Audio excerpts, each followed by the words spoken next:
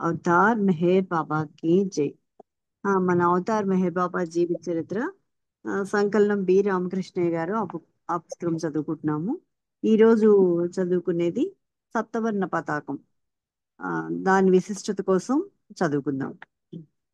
బాబా మెహరాబాద్ లో జోపిడి అనబడే గదిలో ఉండేవారు. బాబా కార్యక్రమాలకు ప్రతీకగా ఒక పతాకం ఉంటే బాగుంటుందని అనుకున్నారు.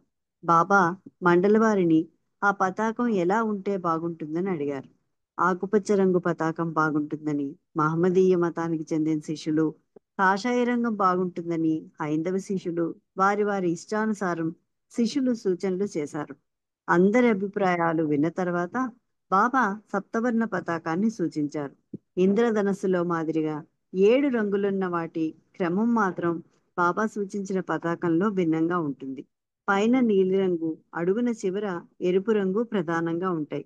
మిగిలిన 5 రంగులు మధ్యలో ఉంటాయి. నీలిరంగు ఆకాశానికి, అనంతానికి చిహ్నమైతే ఎరుపు రంగు గాఢమైన భౌతిక సంస్కారాలకి చిహ్నం. 7 రంగుల చైతన్యం యొక్క సప్త భూమికలను సూచిస్తాయి అన్నారు బాబా. ఈ 7 రంగులు సంస్కారాలను కూడా సూచిస్తాయి. ఎరుపు కామక్రోధాలు వంటి గాఢమైన భౌతిక సంస్కారాలకు చిహ్నమైతే, ఆధ్యాత్మిక మార్గంలో ఉన్నత స్థితి అయిన భగవదైక్యాన్ని సూచించేది ఆకాశవర్ణాన్ని పోలిన నీలిరంగు.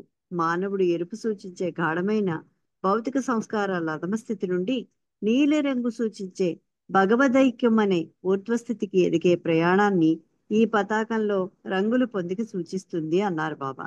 ఈ పతాకాన్ని మొదటిసారిగా 23/4/1924 నావల్ తలాటి అనే బాబా శిష్యుడు తయారు చేయగా, బాబా నివసించే జోపిడీ వద్ద ఎగురవేశారు. నాటి నుండి నేటి వరకు బాబా ప్రేమికులు పలు కార్యక్రమాల్లో ఈ సప్తవర్ణ పతాకాన్ని ఎగురవేస్తుంటారు. బాబా సమాధి పక్కనే గల మెహర్ రిట్రీట్ భవనంపై ఈ సప్తవర్ణ పతాకం నింగిలో ఎగురుతూ ఉంటుంది. ఇది అంటే మనం సహవాస్ ప్రారంభించే ముందు ఖచ్చితంగా మనం సప్తవర్ణ పతాకం ఆవిష్కరణ చేసి ఏ సహవాస్ అయినా ప్రారంభించుకుంటున్నాం. జై బాబా. తర్వాత ధర్మాసుపత్రి 25/1/1925 వరకు చేసిన పర్యటనలకు కొంత విరామాన్నిచ్చి బాబా మెహరాబాద్ లో తన కార్యక్రమాన్ని విస్తృతం చేశారు. ఆ రోజుల్లో వైద్య సదుపాయాలు చాలా కొద్ది మందికి మాత్రమే అందుబాటులో ఉండేవి. 21/3/1925 బాబా మెహరాబాద్ లో ఒక ధర్మాసుపత్రిని ప్రారంభించారు.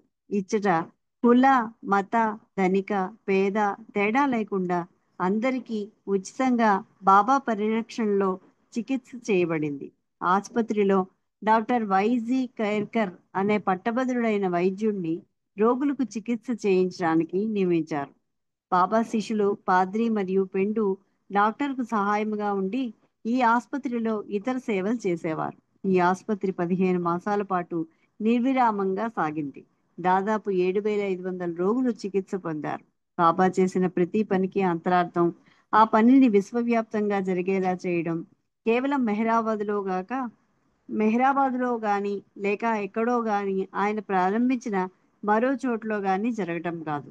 అనేక ధర్మార్థ సంస్థలు వెలిసి వైద్యాన్ని ఉచితంగా అందజేసి పనిని చేపట్టడం, రాజ్యాధినేతలు ప్రజల కోసం ప్రభుత్వం వైపు నుండి ఆసుపత్రులు నెలకొల్పడం బాబా ప్రేరణ వల్ల వచ్చిన మార్పులే.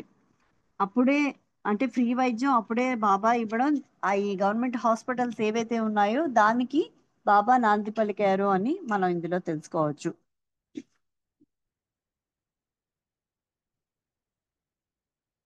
తర్వాత హజరత్ బాబాజాన్ స్కూల్. అదే విధంగా చాలా కొద్ది మందికి మాత్రమే విద్య అందుబాటులో ఉన్న ఆ రోజుల్లో బాబా మెహరాబాద్ లో హజరత్ బాబాజాన్ స్కూల్ అనే పేరుతో ఒక ఉచిత పాఠశాలను 25/3/1925 ఆసుపత్రి ప్రారంభించిన 4 రోజుల్లోనే ప్రారంభించారు. ఈ పాఠశాలలో కుల, మత విచక్షణ లేకుండా అందరికీ ప్రవేశం ఉచితంగా ఇవ్వబడింది. అందరికీ ఉచిత భోజన సదుపాయం కూడా ఏర్పాటు చేయబడింది. ఆ రోజుల్లో అస్పృశ్యత అనే దురాచారం సమాజంలో చోటు చేసుకుని ఉంది. అలాంటి అస్పృశ్యులైన హరిజన బాలురకు హజరత్ బాబాజాన్ స్కూల్లో ప్రవేశం కల్పించారు బాబా. బాబా స్వయంగా హరిజన బాలురకు స్నానం చేయించేవారు. వారి గుడ్డలు ఉతికేవారు. వారి భోజనాలకు కావలసిన పిండి విసిరేవారు.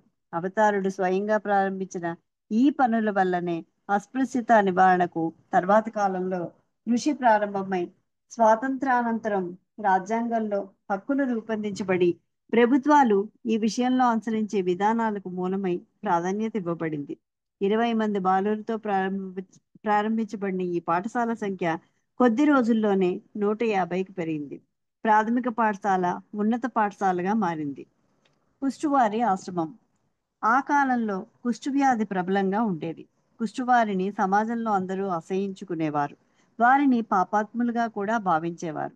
మన దేశంలో బాబా ఎన్నుకున్న మహారాష్ట్రలో ఈ వ్యాధిగ్రస్తులు ఎక్కువగా ఉండేవారు. బాబా 1925 సంవత్సరం మే మాసంలో కుష్ఠువారి కొరకు ఒక ఆశ్రమాన్ని స్థాపించారు. వారికి బాబా స్వయంగా సేవ చేశారు. తర్వాత కాలంలో కూడా అనేక సందర్భాల్లో బాబా కుష్ఠువారికి పాదాలు కడిగి వారికి దైవదక్షిణ రూపకంగా డబ్బు ఇచ్చేవారు. పార్వతి అనే కుష్ఠవ్యాధిగ్రస్తురాలు ఈ ఆశ్రమ పర్యవేక్షకురాలుగా ఉండేది. మెహరాశ్రమం మెహరాశ్రమ పాఠశాల. హజరత్ బాబాజాన్ స్కూల్ ప్రారంభమైన 2 సంవత్సరాలకు అనగా 1/5/1927 బాబా మెహరాశ్రమాన్ని ప్రారంభించారు. కేవల భౌతిక జ్ఞానాన్నే కాకుండా అర్హులైన వారికి ఆధ్యాత్మిక జ్ఞానాన్ని ప్రసాదించి తద్వారా ఆధ్యాత్మిక అనుభవాలను కలుగజేయడం ఈ మెహరాశ్రమ ధ్యేయం. దీనిలో చేరడానికి పిల్లలను దేశవ్యాప్తంగా ఆహ్వానించారు. విదేశాల నుండి కూడా విద్యార్థులను ఆహ్వానించారు. ప్రభుత్వ ఆమోదంతో హజరత్ బాబాజాన్ ఉన్నత పాఠశాల అనే పేరుతో 1/7/1927 నుండి నడుపబడింది. బాబా అనుదినం కొన్ని గంటలు పాఠశాలలో గడిపి పాఠశాలల పని పర్యవేక్షించేవారు. మండలి వారికి బాధ్యతలు ఏర్పరిచి కఠిన నియమాలతో పాఠశాల పనిచేసే ఏర్పాటు చేశారు. అక్టోబర్ మాసాంతానికి విద్యార్థుల సంఖ్య 170కి చేరుకుంది. అన్ని మతాలకు చెందిన వారు, పర్షియా దేశం నుండి వచ్చిన వారు కూడా ఈ పాఠశాలలో చేరారు. పాఠ్యాంశాలే కాకుండా ఆధ్యాత్మిక విషయాలు కూడా బోధించేవారు.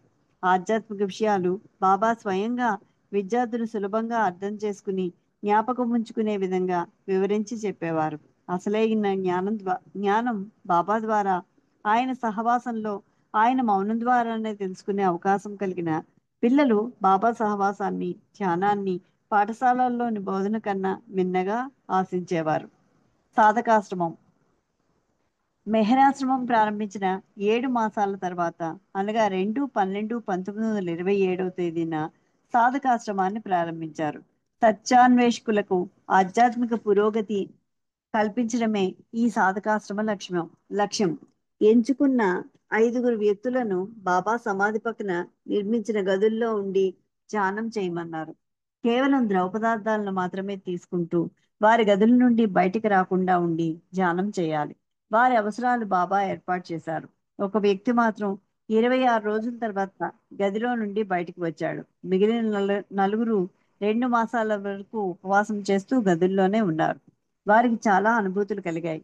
మానేకర్ అన్నతనికి చీకటి గదిలో అన్నిటినీ స్పష్టంగా చూసే ప్రకాశవంతమైన కాంతి కనపడింది. ఇది ఆధ్యాత్మిక అనుభవం కాదని, సాధకుని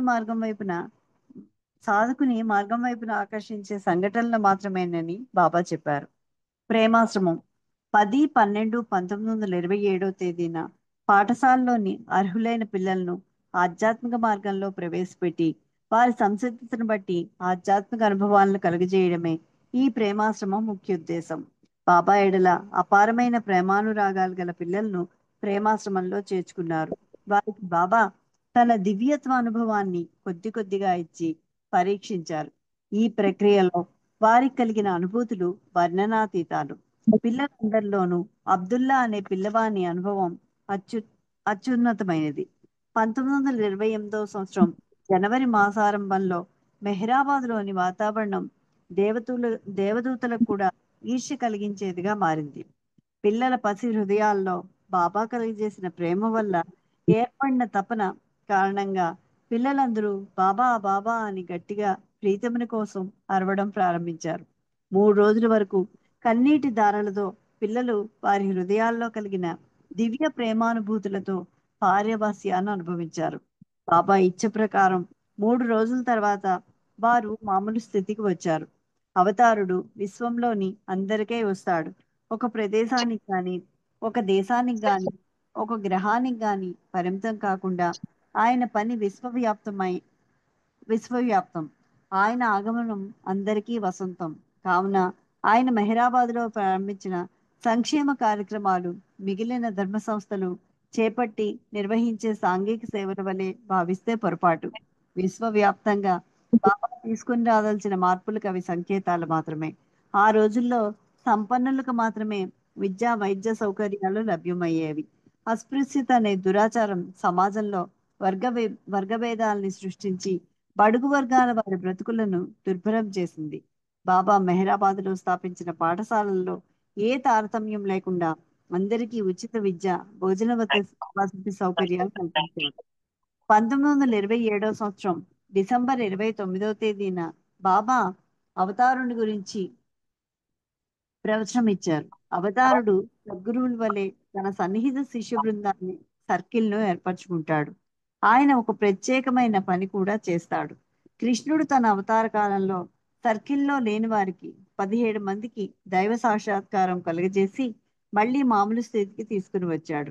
వీరు అదనంగా దైవ సాక్షాత్కారం పొందారు. అంటే ఎప్పుడూ దైవ విధానం ప్రకారం ఉండే 56 మంది జీవన్ముక్తులు అంటే మజూబ్లు కంటే వీరు అదనం. ఇది కేవలం అవతారుని కాలంలో మాత్రమే అవతారుని అభీష్ట ప్రకారం సాధ్యపడగలదు.